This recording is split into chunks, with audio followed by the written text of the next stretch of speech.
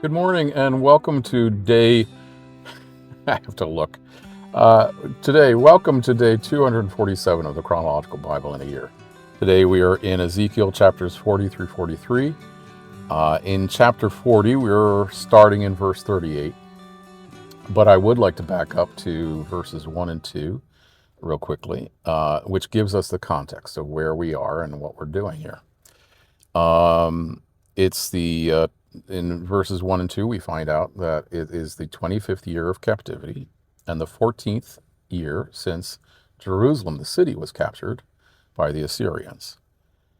And we find that the Lord has taken Ezekiel in a vision back to Jerusalem, actually to a vision of a Jerusalem where the temple is sitting on the top of a high mountain, and surrounding the entire mountain is a district of land that's dedicated to the Lord and dedicated, consecrated to the temple, to the service of the temple.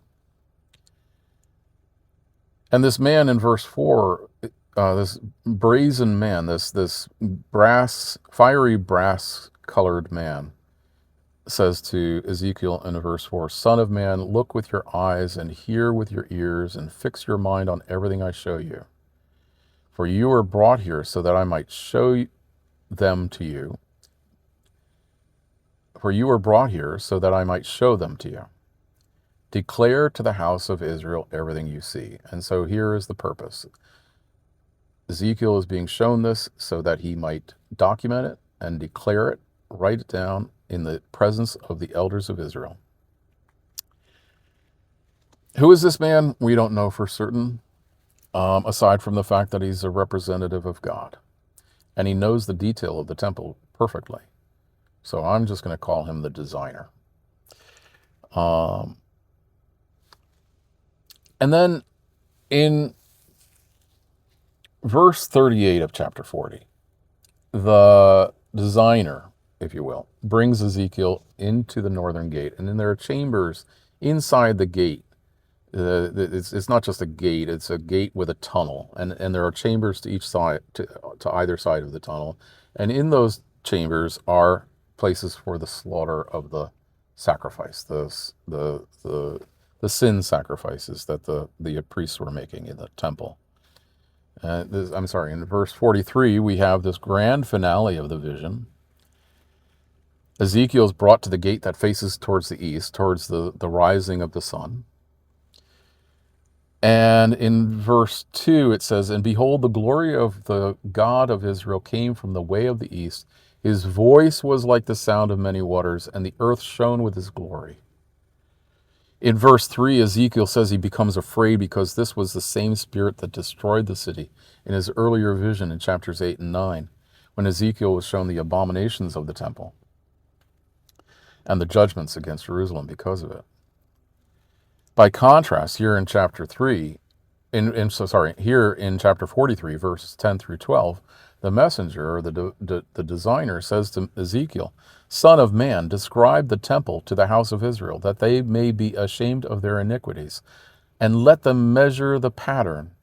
And if they are ashamed of all that they have done, make known to them the design of the temple and its arrangement, its exits and entrances, its entire design and all its ordinances, all its forms and all its laws.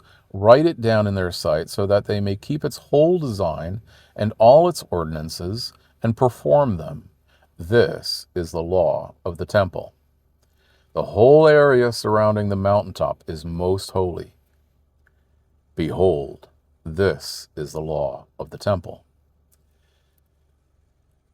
The law of the temple, the pattern, the ordinance, the doctrine, the instructions, the blueprint of what the temple is supposed to be, how it's supposed to look, and how it's supposed to, and what its function is. And Ezekiel's supposed to say this to the people, and all they have as reference is the temple that they are familiar with, which abominations were being performed in. And so my guess is they are ashamed. They see the heavenly temple, and then they recognize the shameful acts of their own temple. And that, I think, brings us to where I think the rubber meets the road.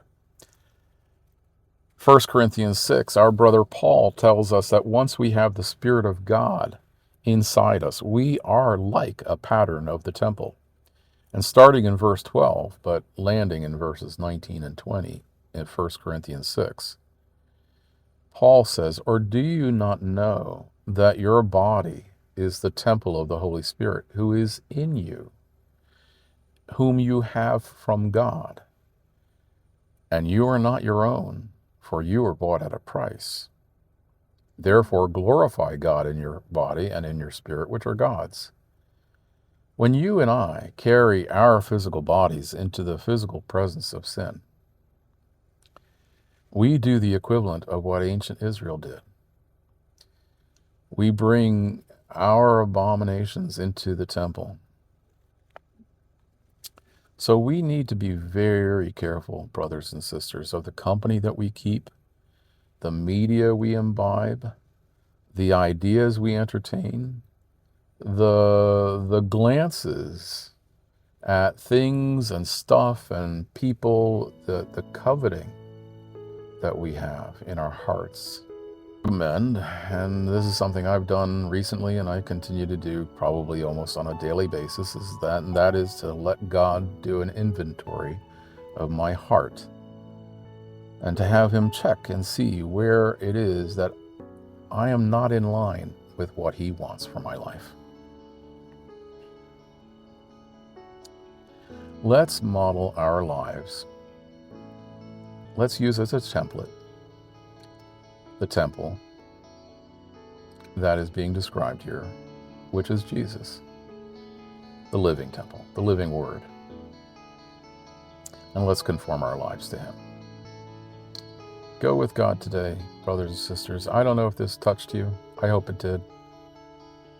It's been a very tender season for me.